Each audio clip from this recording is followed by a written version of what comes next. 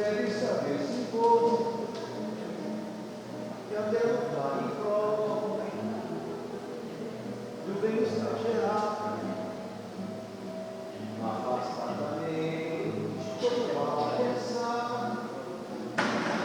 saber se respeitar, se unir para se encontrar. Por isso me propôs um mutirão de amor, para que as barreiras se desfaçam na poeira sem fim.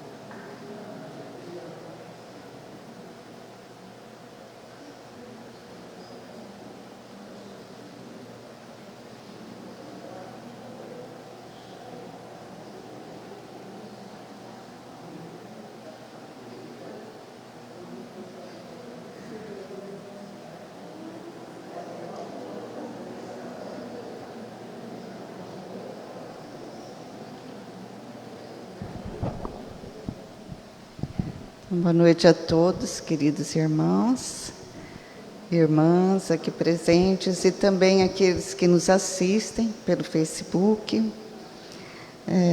Que todos possam sentir a presença de Jesus em seus corações, essa energia que nos vem do mais alto através dos amigos espirituais. Que todos possam receber nessa noite as energias mais puras que nos são enviadas.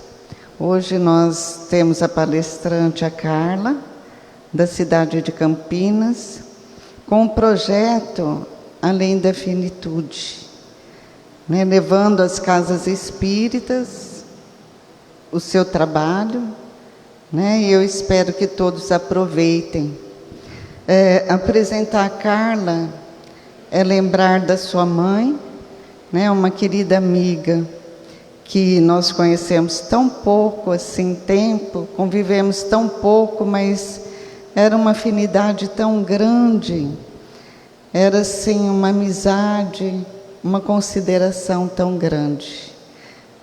Fomos avisados que ela estaria presente, não aqui no salão, mas que ela iria se apresentar, assistindo no plano espiritual essa palestra, porque ela tinha muita vontade de conhecer essa casa espírita também. Ela nos assistia todas as semanas pelo Facebook, trabalhava em outras casas em Penápolis, e então a gente está emocionado, pedindo a Jesus que ela também receba as nossas preces, a luz divina, e que a sua filha então possa trazer para nós essa palavra dessa noite. Então, fechemos os nossos olhos, vamos elevar o pensamento a Deus, fazendo a nossa prece. Senhor, fazei de mim um instrumento da vossa paz. Onde haja ódio, que eu leve o amor. Perdão onde haja injúria, fé onde haja dúvida. Verdade onde haja desespero, união onde haja discórdia. Alegria onde haja tristeza, e onde haja escuridão, possa eu levar a sua luz. Divino Mestre, permiti que eu procure mais, consolar que ser consolado, compreender que ser compreendido e amar que ser amado. Porque é dando que recebemos, é perdoando que somos perdoados, e é morrendo na sua paz que nascemos para a vida eterna. Que assim seja.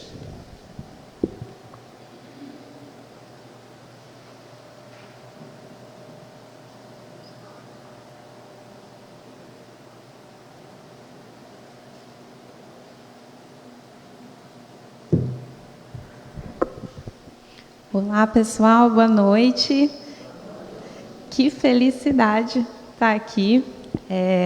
Eu sei que minha mãe está conhecendo essa casa pelos meus olhos e é realmente muito emocionante estar aqui hoje. É uma casa que, por diversas vezes, ela falou que queria conhecer e não tem preço, realmente, de poder dividir tanta coisa com vocês. Bom, vamos lá. Vou me apresentar muito brevemente, então a gente vai iniciar essa jornada para falar sobre a finitude. Eu sou a Carla, sou natural de Penápolis, mas vivo há 17 anos em Campinas, desde quando iniciei a minha vida universitária, então por lá permaneci. Sou Relações Públicas, consultora de comunicação estratégica na minha área profissional. Tenho, junto com meu marido, que está sentado aqui na frente, uma consultoria financeira, onde a gente trata tanto planejamento financeiro quanto gestão de investimentos. E na doutrina espírita trabalho como médium, como dirigente de trabalho mediúnico, coordeno trabalho de desobsessão na casa espírita e estou na doutrina há pelo menos 30 anos. Não façam as contas. É bastante tempo. E então venho de berço espírita. E o Além da Finitude é exatamente uma extensão desse berço espírita e de toda essa atuação dentro da doutrina.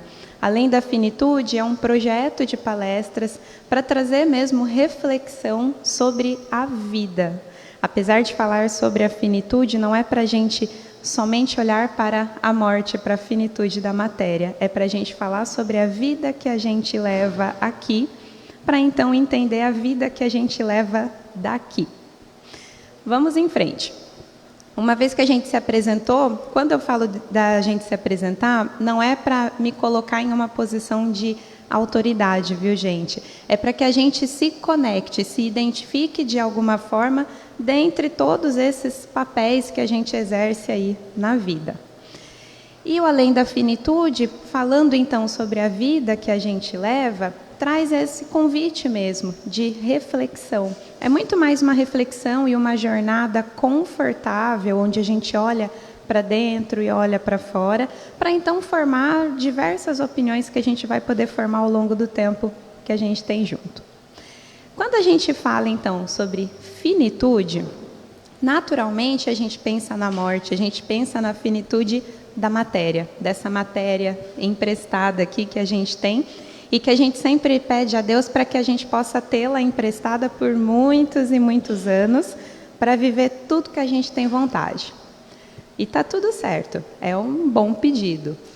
Só que a gente também costuma pedir a Deus para que quando chegar o momento da finitude dessa matéria, a gente possa passar por essa finitude, fazer essa passagem, né, encarar a morte, se puder, dormindo, sem dor e que seja rápido.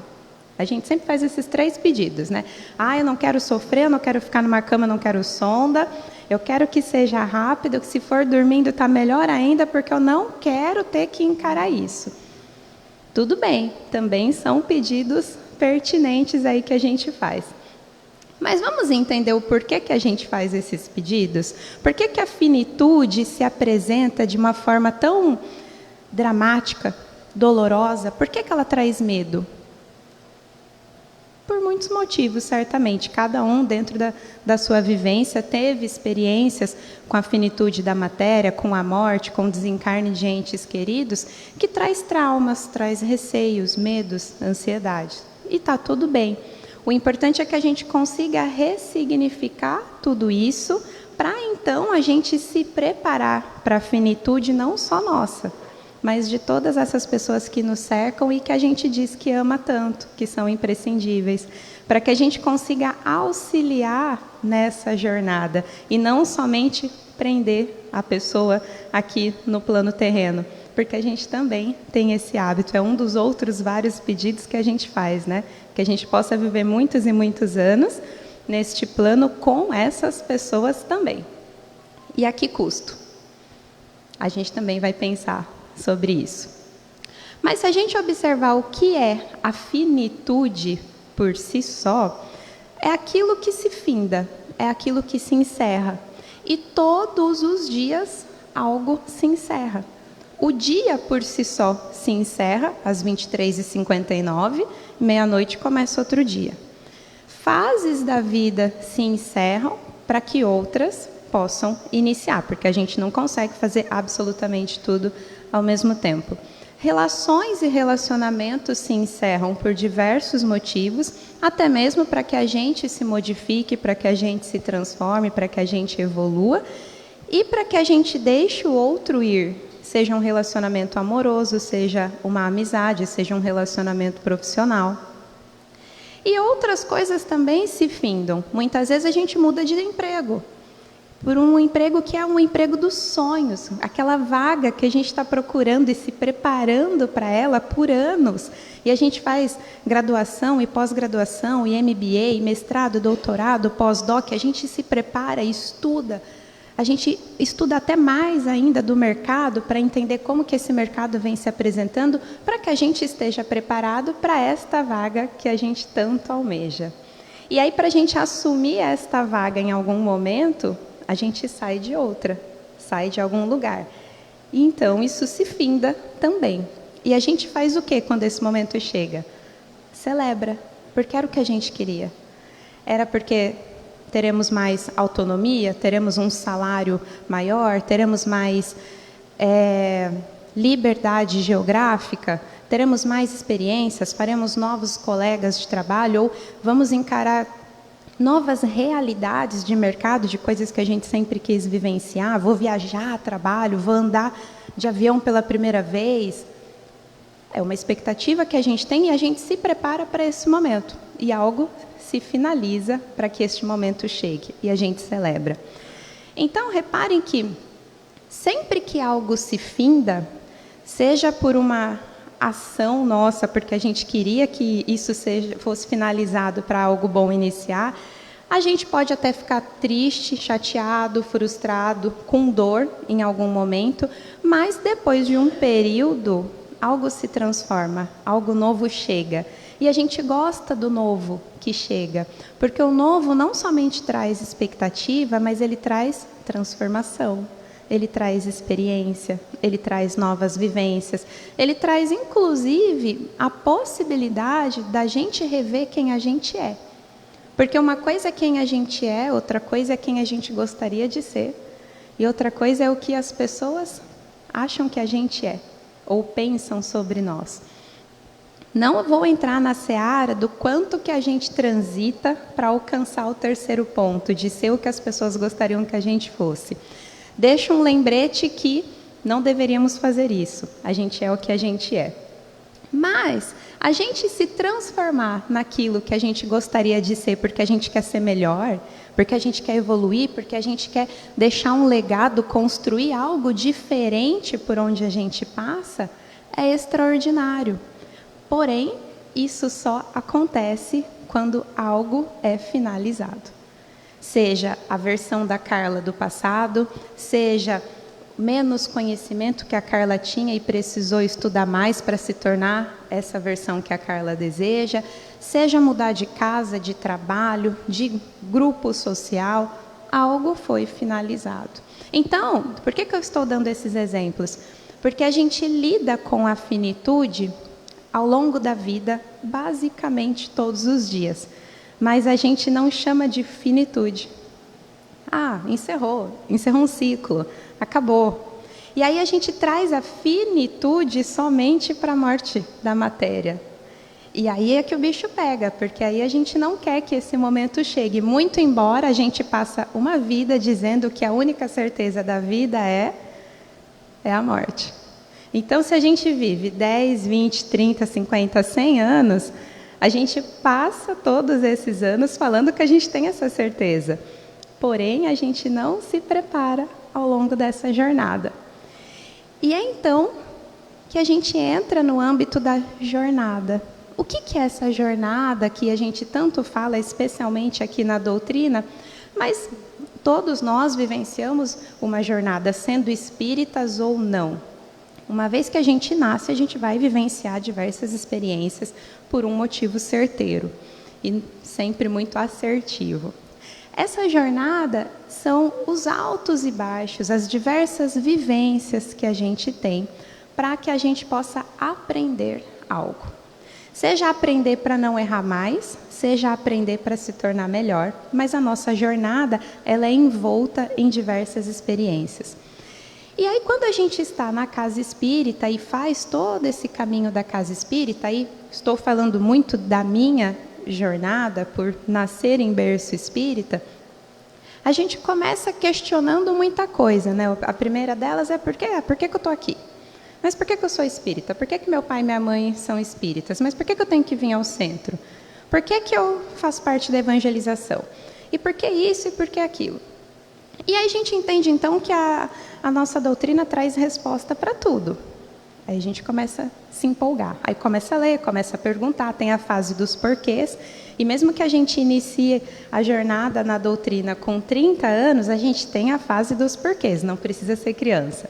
A gente vai perguntar, e por quê, e por quê, e por quê, e a gente encontra essas respostas, e as pessoas conversam conosco, e a gente participa de grupos, e a gente vai encontrando muitas respostas, discernimento, sabedoria, e a gente começa a fazer o quê?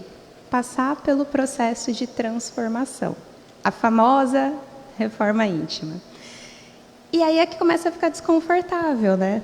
Porque transformação moral demanda empenho, consciência, pouquinho de desconforto, porque deixar a versão anterior para que a nova chegue, exige também renunciar a muitas escolhas, a muitos hábitos, a muitas coisas, até mesmo amizades e círculos sociais, como a gente falou ali no início. Entretanto, é a consciência o grande pulo do gato para a gente aprender a viver uma vida bem vivida. Sabe aquela vida que a gente tem orgulho de falar? Aquela vida que, quando a gente vai contar o que a gente faz, tem aquele brilho nos olhos? Independentemente do que for. Seja algo muito simples, algo muito elaborado, seja no nosso âmbito emocional, profissional, pessoal, familiar, mas aquela vida que brilha os olhos, porque nos realiza. E aí a gente entra no segundo pulo do gato. Por quê? Se tem algo que não nos realize, possivelmente não está fazendo sentido. Se tem algo que a gente questiona diariamente, ou normalmente é na hora de dormir que a gente questiona por que a gente continua nessa, algo não está mais fechando a conta. E talvez seja aí o empurrãozinho para a gente se modificar, para a gente evoluir, para a gente se transformar moralmente. É aquele desconforto onde a gente questiona se está no caminho certo, se está valendo a pena, se continua fazendo sentido. E essa é uma parcelinha da finitude. Porque se a gente está questionando por não estar fechando a conta, não estar fazendo sentido, novamente a gente vai deixar alguma coisa para trás. E que não é ruim, é como um relacionamento que acabou. Não quer dizer que todo aquele período vivenciado foi ruim. Teve algo de bom, teve algo que por algum momento ou por algum período fez sentido, que nos fez permanecer, mas agora não faz. E aí a gente vai se transformando, e a gente vai acelerando o passo. E a doutrina vai nos apoiando para que a gente tenha coragem. E para que a gente aprenda o quê? A confiar, a ter fé. Mas não é somente aquela confiança que tudo a gente, ai, não, vai dar certo. Não, fica tranquilo que vai dar certo. Não, se não deu certo é porque ainda não acabou. Não, calma.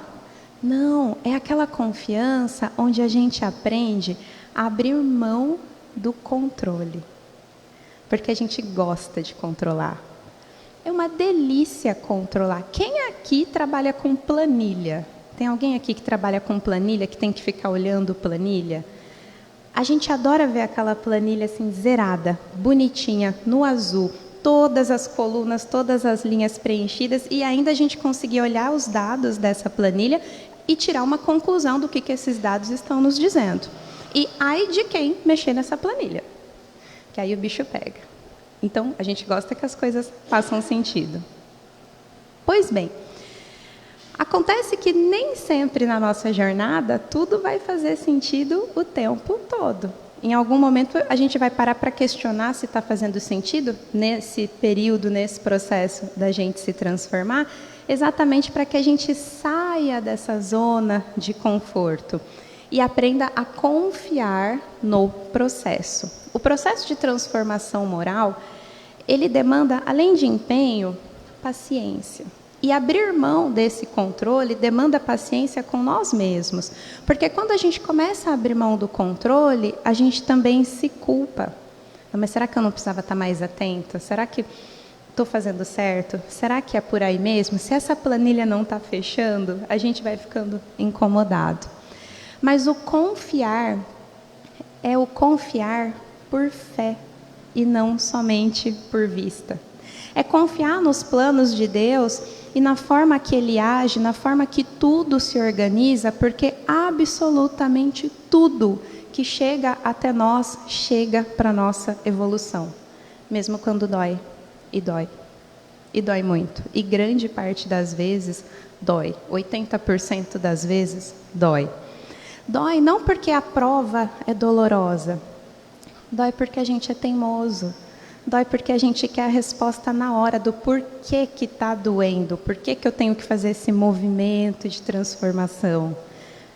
E aí a gente questiona.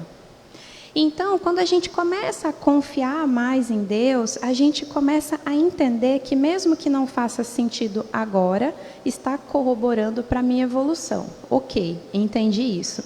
Mas como é que eu chego nesse ponto? Agora mesmo, quando eu cheguei, eu peguei um livro e estava lendo. Eu até marquei a página. Chama Depois da Morte.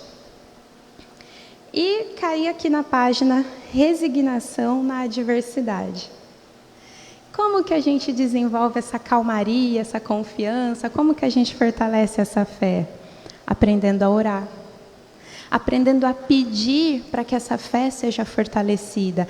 Aprendendo a pedir para que, mesmo querendo controlar, que eu confie naquilo que eu ainda não conheço, que eu confie naquele que tudo sabe, que tudo domina e que me ama infinitamente, porque os planos dele certamente são melhores que os meus, mesmo que eu fique bastante chateada com os desígnios dele no início, mas que depois eu vou entender. E aí a gente vai transformando esse medo, essa angústia, esse controle em confiança. A relação de confiança com a fé, ela precisa ser treinada, e a oração é uma ferramenta para isso, porque é muito difícil a gente confiar no intangível, porque a gente ainda coloca a fé no intangível. A gente não tem a fé como algo certeiro. A gente ainda não tem aquela fé com a convicção de que está tudo bem, porque está tudo sob controle, porque quem controla não dorme. É a gente que precisa de descanso, a nossa matéria. Ele não. Então a gente tem dificuldade de estabelecer essa relação. Ainda assim, a gente estabelece essa relação em parâmetros muito menores. Não que não sejam confiáveis, menores em relação a Deus. Quando a gente vai ao médico, a gente confia no conhecimento dele, mesmo que a gente nunca tenha ouvido falar nele. A gente confia que ele vai acertar o diagnóstico, o tratamento, a medicação, e a gente vai. Quando a gente contrata um advogado, mesmo que seja por indicação do nosso melhor amigo, do nosso pai, da nossa mãe, ainda assim a gente confia que ele vai nos representar com absoluta ética e assertividade dentro da legalidade, mesmo não conhecendo. E a gente confia, e a gente paga, e a gente espera. A gente espera o prazo do processo, a gente espera que tudo se resolva. A gente confia. E por que com a nossa fé e com Deus é diferente? Porque parece algo muito distante. E aí, como que a gente se prepara para esse momento da finitude, sendo algo tão distante, ainda que certeiro? Com muita dificuldade, porque aceitar que tudo é finito é difícil. Aceitar que as nossas relações são finitas, que o caos também é finito, assim como a calmaria também é finita, é difícil. E aí imagine a gente lidar com a perda. É aí que a gente começa a entender a relação com a perda. Até agora a gente falou da vida bem vivida e do raciocínio que a gente traz para ela. Para então a gente conseguir falar sobre a perda. E por que é difícil a gente lidar com a perda? Porque a dor da ausência, ela é genuína. Porque dói. Eu tenho certeza que todo mundo aqui já perdeu alguém muito querido. Seja familiar, seja amigo. Todo mundo já perdeu. Cada um encarou a perda de uma forma. Mas para todo mundo doeu, mesmo estando na doutrina, mesmo fazendo parte de grupo de estudo, mesmo trabalhando como médium, mesmo dirigindo o trabalho, mesmo sendo presidente da casa espírita, porque a ausência machuca, a falta machuca e é genuíno. Uma coisa que a gente precisa aprender é que mesmo sendo espírita, a gente pode sentir a dor da perda, porque a gente faz o raciocínio oposto, a gente se culpa. Não, mas eu estou dentro da doutrina, como é que eu vou ficar de luto? Como é que eu vou falar que está doendo, que está difícil? Quando alguém me pergunta como eu estou, eu tenho que falar que eu estou bem, que está tudo bem, porque eu entendo disso, eu estudo isso. E não, gente, a ausência dói. Imagina você viver 30, 40, 50 anos com uma pessoa e de repente essa pessoa não está mais ali. Uma rotina que foi construída, uma vida que foi construída, sonhos que foram sonhados, muitos realizados, outros não deu tempo, mas tudo isso foi construído ao longo do tempo. E a ausência gera, sim, essa dor essa falta.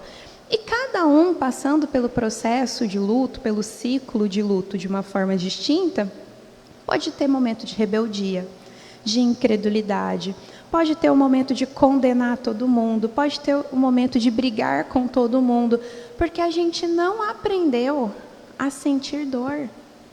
O nosso próprio organismo, quando ele sente dor, ele traz o que junto? Irritação, indisposição. E a dor da perda é uma dor que não é só emocional, ela dói na matéria. E o nosso organismo, muito inteligente, que é perfeito, projetado de forma perfeita que foi, ele vai trazer tudo isso que acompanha uma dor física. E como que a gente aprende a lidar com ela? É atravessando o luto, aprendendo a sentir. O que eu estou sentindo hoje, diante da minha perda? Como que eu me sinto? Eu me sinto abandonada? Eu me sinto injustiçada? Eu me sinto sozinha? Eu me sinto com medo? Eu me sinto ansiosa? O que eu estou sentindo? Então, a gente vai descendo no detalhe todas essas emoções que vão chegando até nós diante da perda e lidando com elas na calma, com o tempo. Ah, Carla, mas o tempo não para, a vida continua, ninguém vai parar só porque eu estou de luto. De fato, ninguém vai parar, o mundo não vai parar, a vida não vai parar. É a gente que tem que aprender a se respeitar. E a finitude da vida ensina isso também. O quanto que a gente avança aprendendo a se respeitar, a se amar, a identificar os sentimentos, a identificar o que dói, mas em especial, por que dói? Por que eu me sinto assim diante disso? Por que eu penso X quando acontece Y? Por que a minha reação é X diante de Y? Todas as nossas reações emocionais diante dos fatos, diante das circunstâncias, revelam aquilo que está ou não bem resolvido. E a perda, a finitude, é o que coloca à prova o nosso conhecimento doutrinário, as nossas emoções bem ou mal resolvidas e a nossa disponibilidade emocional em lidar com tudo isso.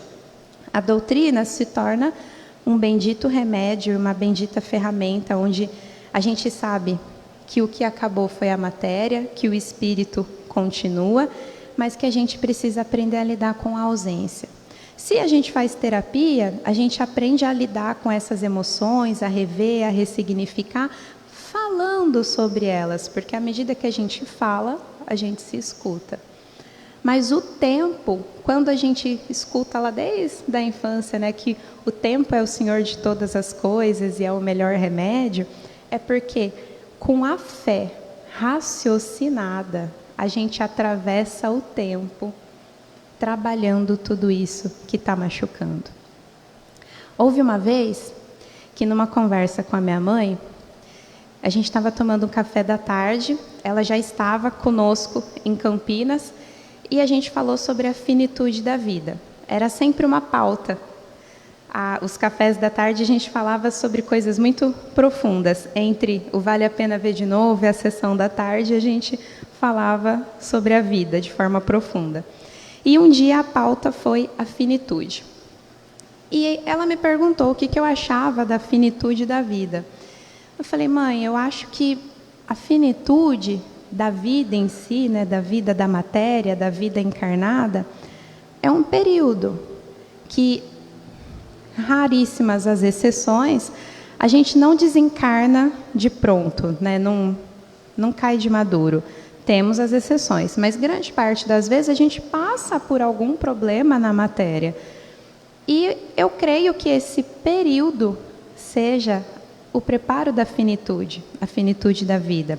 Vêm as limitações físicas, mentais, emocionais, para que a gente aprenda a se desligar um pouco do materialismo, não no sentido de consumo, mas do materialismo de precisar de tanta matéria ao nosso redor, para que a gente edifique o espírito, para que a gente leia mais, reflita, faça mais oração, aprenda aquilo que a gente não fez ao longo da vida, a gente aprenda a fazer.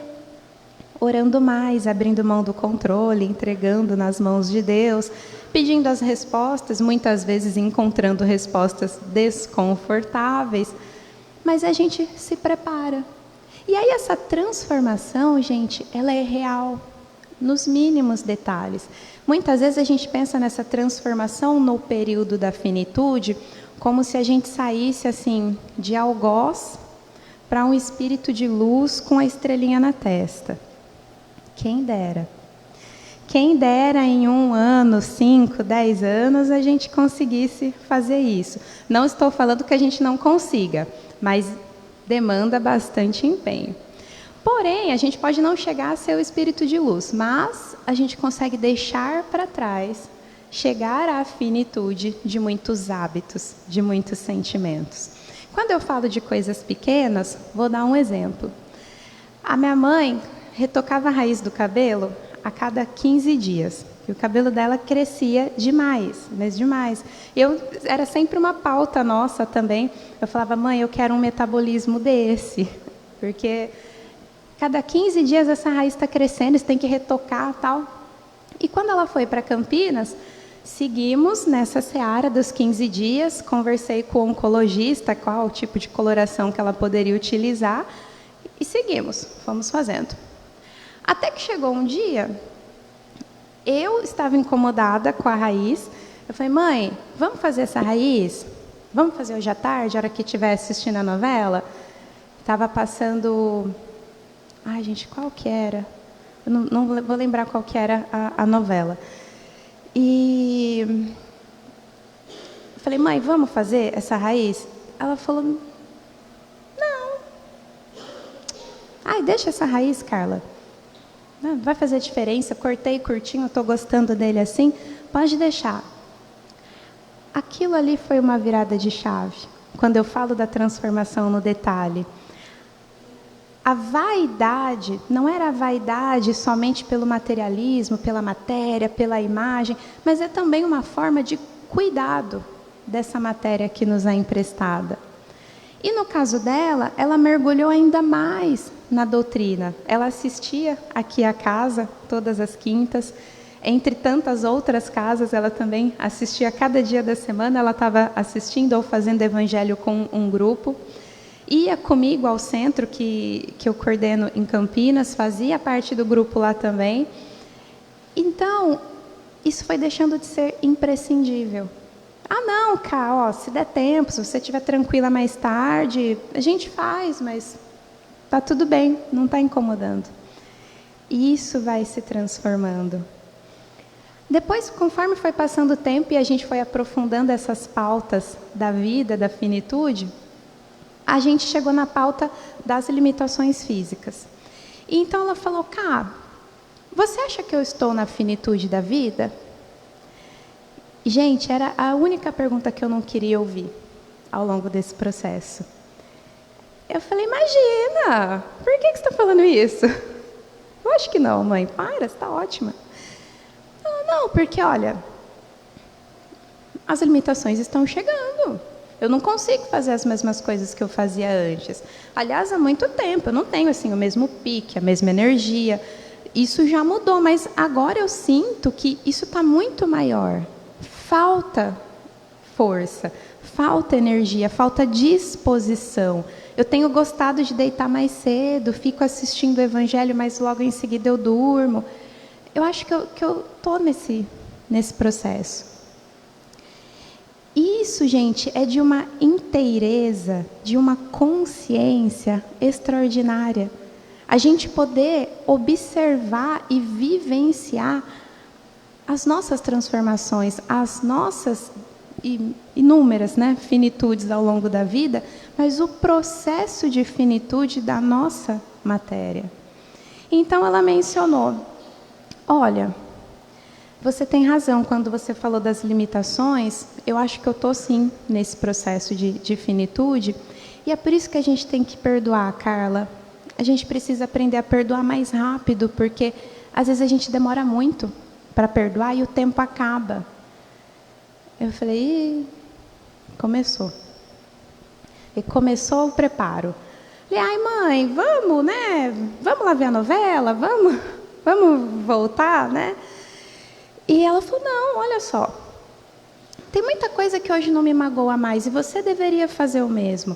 Porque se a gente fica ali remoendo a mágoa, a gente fica nutrindo esse sentimento, tudo isso, e muitas vezes a gente nem fala com a pessoa sobre o que está magoando, então a gente não escuta a perspectiva da pessoa e a gente continua magoado.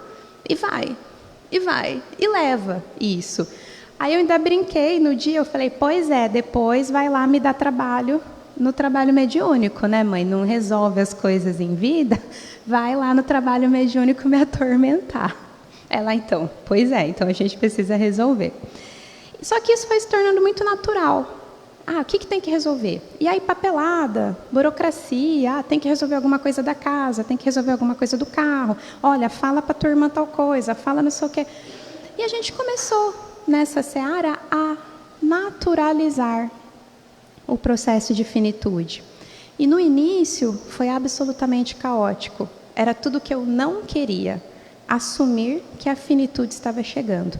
Muito embora o diagnóstico fosse absolutamente desafiador, com grandes chances de não chegar até o final do tratamento, ou que o tratamento em si deixasse a matéria tão vulnerável e fragilizada que a própria matéria não chegaria até o final do tratamento por este motivo.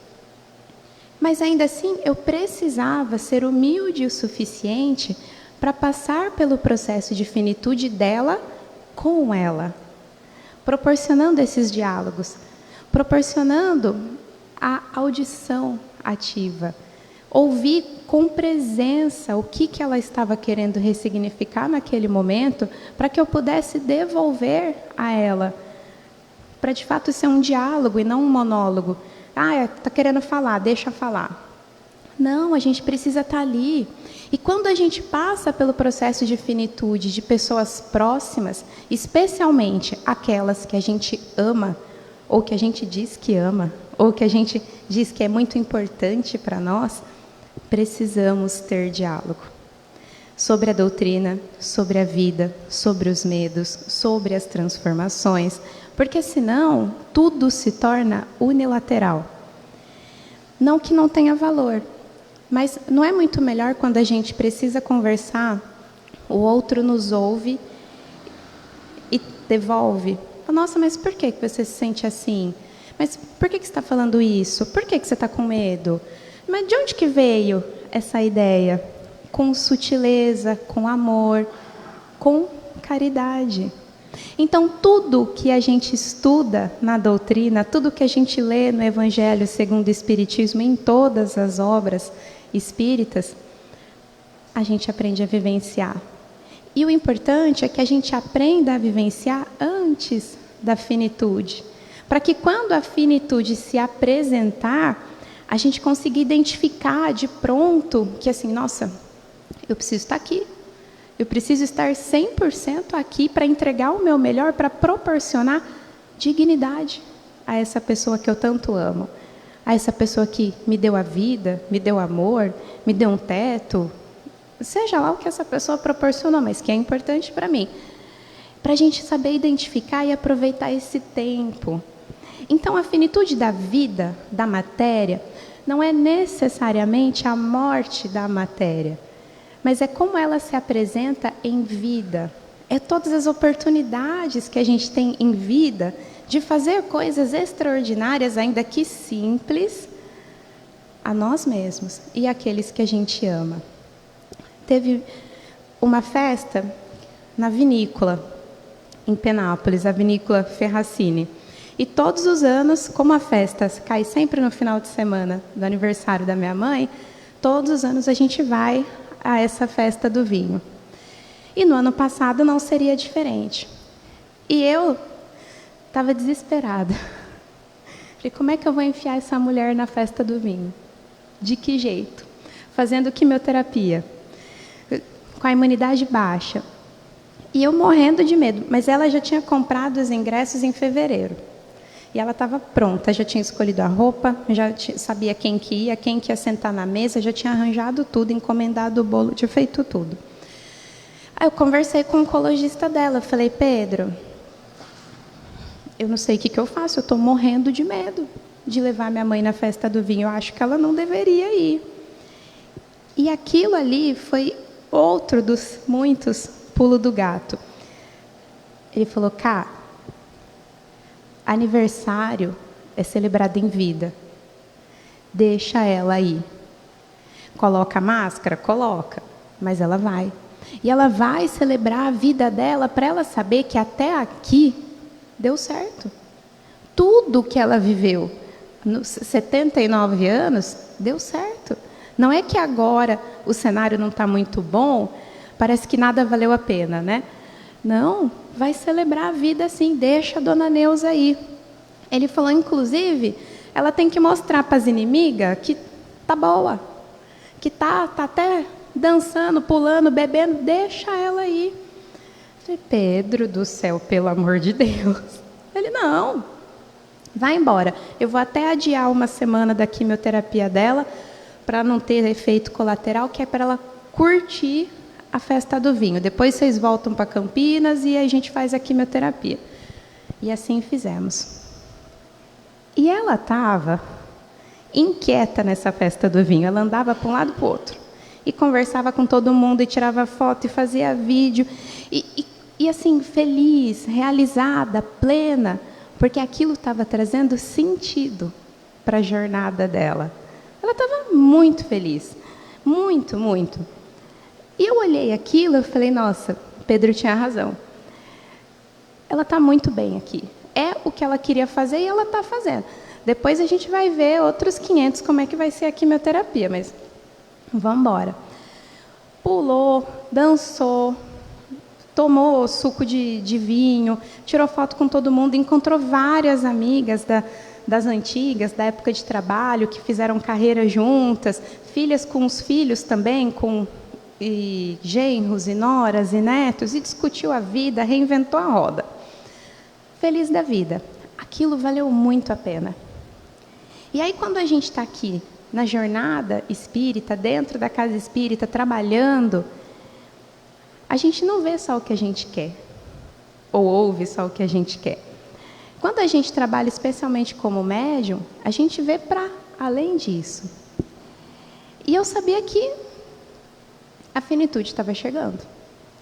Falei, mas deixa a dona Neuza aproveitar. Curtiu a festa, voltamos para Campinas e demos seguimento ao tratamento oncológico. E aí a gente entrou naquela seara de vamos fazer absolutamente tudo que ela tem vontade. Ela quer conhecer um lugar? Vamos.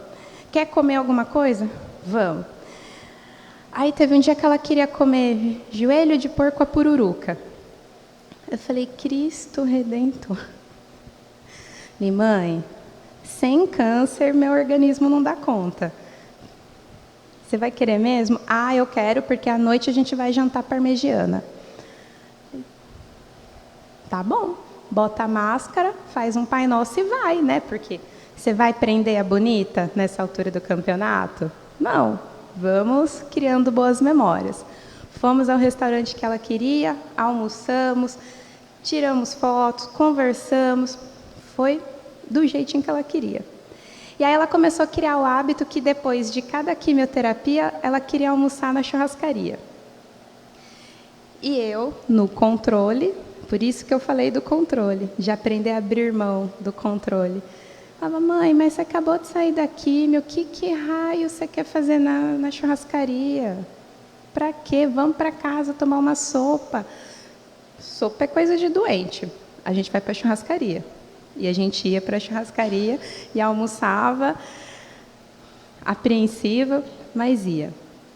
E tudo isso ajudou com que ela ressignificasse a relação dela com a própria vida, com a própria existência. Ela não flexibilizou os seus valores, o moral, mas ela flexibilizou aquilo que... Será que tudo precisa ser a ferro e fogo? Será que tudo precisa ser sobre prevalecer? Será que tudo precisa ser sobre fazer valer da forma que eu quero, porque sim? Porque eu conheço, porque eu domino, porque eu tenho experiência, porque eu estou na doutrina há muito tempo? Será que precisa ser dessa forma? Gente, não tem como a gente vivenciar o Evangelho se a gente não se transformar. É impossível a gente passar pelo Evangelho e não sair diferente. Se a gente passar pelo Evangelho e sair exatamente da forma que a gente entrou, tem alguma coisa muito errada. E a gente está até com sorte de estar no planeta Terra, porque é impossível a gente não se transformar. E aí essa transformação veio para todo o entorno. Eu me transformei, meu marido se transformou. A gente foi abrindo mão desse controle, aprendendo a viver com leveza e com inteireza, de estar ali 100% disponível. E por diversas vezes, nas nossas conversas de café da tarde, eu falava: mãe, a gente vai passar o que tiver que passar. E a gente vai passar. E eu não vou largar a sua mão, a gente vai passar junto. Tá bom. E a gente foi fazendo dessa forma. Porque a gente foi abrindo mão do controle, fortalecendo a fé, aprendendo a confiar no processo, nos médicos, em Deus, na espiritualidade. Confiar em tudo que nos cerca. Porque se a gente desconfiar ou problematizar absolutamente tudo, a gente vai viver uma solidão diária. Ninguém consegue conviver com a gente dessa forma. Vai ficando muito difícil. E então, já ali na reta final do ano, em 2025, ela estava no intervalo entre a penúltima para a última quimioterapia. Ela falou: eu vou passar essa última semana em Penápolis. Eu falei: mãe, fica quietinha aqui, já está chegando a última quimio, depois você vai de férias de vez, para o Natal, para o Ano Novo, para Penápolis. Ah, não, eu quero ir antes. E meu pai estava conosco lá em Campinas. Não, porque eu quero ir, porque eu quero ir, porque eu quero ir. E foi até um dia que foi bem difícil, porque ela bateu no pé que queria e eu bateu no pé que não deveria. E eu saí, fui fazer umas coisas na rua, e a espiritualidade agindo ali tão forte, eu mandei um áudio para ela. Eu falei: mãe, eu te amo o suficiente para te deixar ir, ainda que eu não concorde. Porque se em todos esses anos de doutrina eu não tiver aprendido a amar de verdade, aquele amor que respeita, que transborda, que transforma, eu não aprendi nada do restante.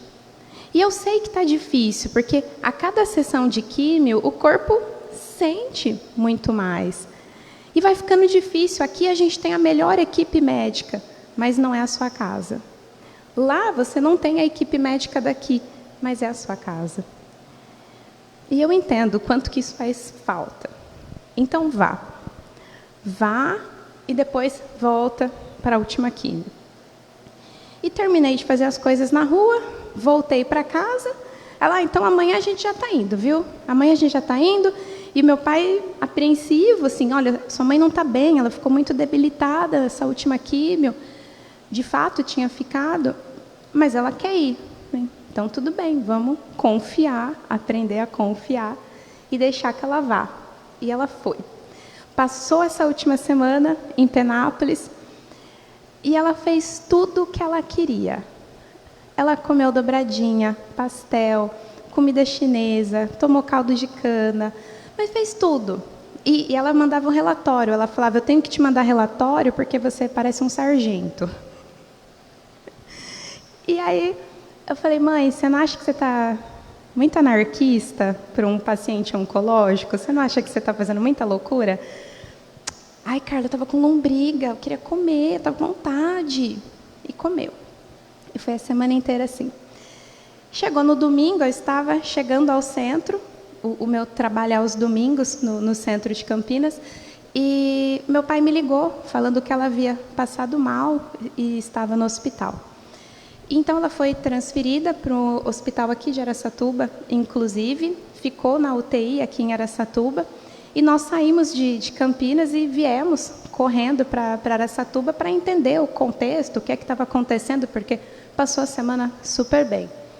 E quando a gente entrou na UTI, ela ainda lúcida, ela falou: Carla, ó, você tinha comprado aquela viagem lá? se você for ficar aqui, você trata de cancelar logo, porque depois eles demoram para estornar essas compras no cartão. Eu falei, Cristo, pelo amor de Deus. Falei, mãe, fique em paz, está tudo certo. Mas a primeira coisa que minha mãe me perguntou, tanto para mim quanto para o Tomás, foi de uma pessoa que, na época, estava internada. Foi a primeira coisa. Ela falou, Carla, ô Tomás, como é que está o fulano? E isso é o que marcou. Porque essa é a essência, esse é o cuidado, esse é o amor, esse é o perdão, essa é a caridade, a bondade. Ainda na dificuldade, ela se importou com o outro. E esse é o legado que ela construiu ao longo da vida. De amor, de perdão, de inteireza, de relacionamento, de fazer questão do próximo, não para levantar a bandeira do espiritismo, mas porque de fato fazia questão, porque era importante. Ainda que num leito de UTI.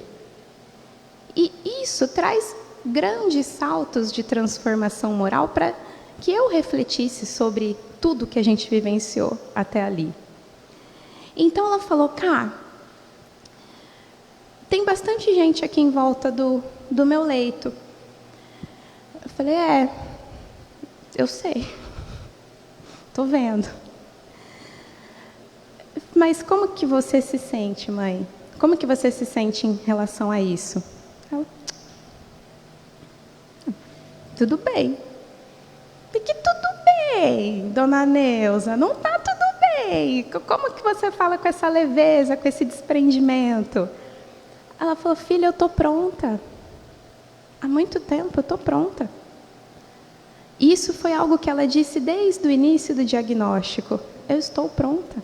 E ela, de fato, se preparou para a finitude da vida, nos intervalos da novela. A Viagem, lembrei o nome da novela.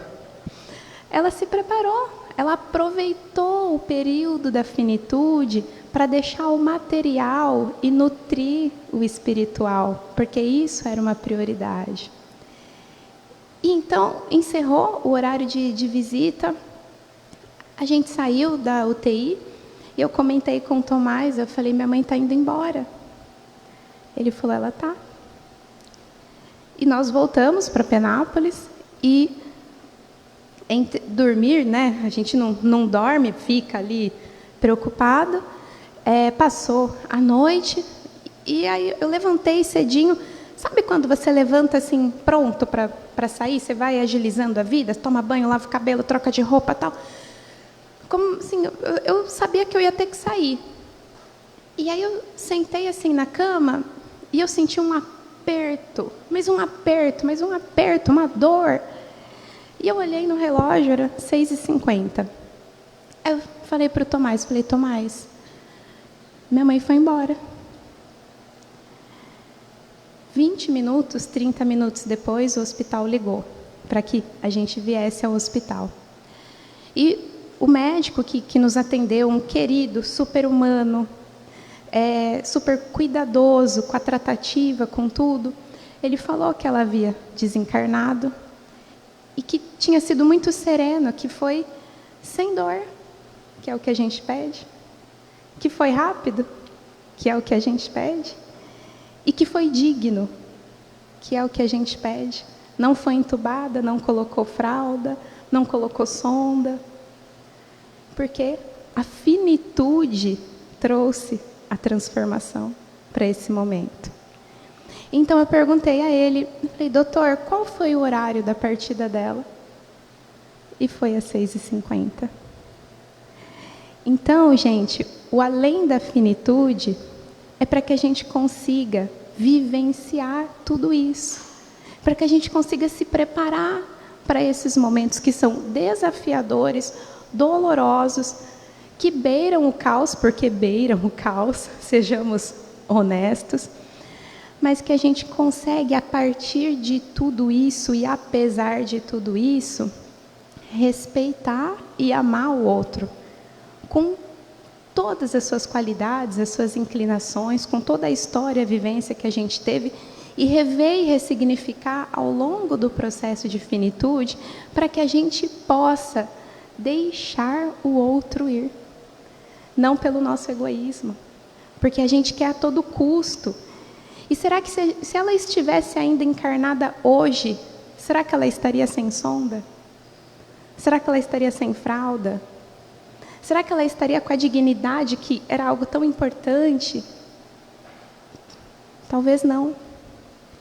Então a gente precisa também se preparar para deixar ir, para que tudo se encerre, para que tudo possa se iniciar também, porque tudo vem com muitos ciclos. E a bênção, a dádiva da nossa vida é a gente poder se transformar, ainda encarnados, ainda tendo a perspectiva do outro, ainda podendo fazer a troca, ouvir o que o outro pensa, o que dói, o que machuca. E a gente se transforma junto. Eis a lei do progresso, porque que a gente precisa viver em sociedade. Então, a reflexão, o convite que eu deixo para vocês hoje, com Além da Finitude, é não só para que a gente se transforme, vai para muito além disso, mas para que a gente viva. Viva com vontade, com garra, com a perspectiva de ser melhor, de se transformar, de construir um legado, de deixar algo para quem está vindo atrás. Porque não vamos ficar para a semente, a gente já entendeu. Mas que fique algo a mais, porque da matéria a gente não precisa. Apesar que precisa para evoluir, mas a gente não precisa dela o tempo todo. Então, que a gente possa deixar frutos com o nosso intelecto, com a nossa bondade, com as nossas ações, construir um legado, porque a finitude, ela se apresenta todos os dias. Um beijo no coração de vocês. Muito obrigada, casa.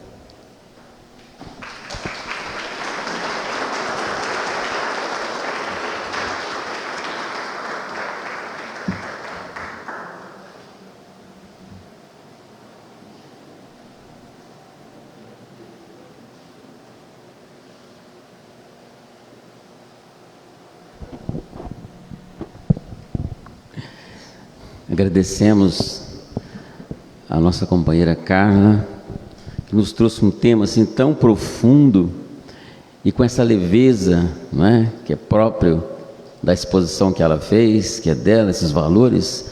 Então a gente fica muito feliz, né? De perceber o quanto que o Evangelho faz essa transformação em cada um de nós. Então essa leveza, essa alegria é fruto dessa transformação do Evangelho que ela vivencia. Muito obrigado, e fica aí o convite estendido, né, para que outras oportunidades você possa nos visitar, tá bom? Muito obrigado. Vamos então nos preparar para os passes, fazendo a nossa prece nesse momento tão importante, né? Elevando os nossos pensamentos a esse Pai de amor, esse Pai da vida, que nos concede todas as oportunidades necessárias. Vamos agradecer a Jesus pelo amparo, pela luz, pela alegria do seu Evangelho, rogando aos mentores espirituais, aos benfeitores da casa, o auxílio, o amparo, que possamos estar em paz, conscientes, buscando sempre a nossa transformação, buscando sempre transformar em ações esse conhecimento iluminado que a doutrina nos proporciona. Que Jesus nos abençoe, hoje e sempre, que assim seja.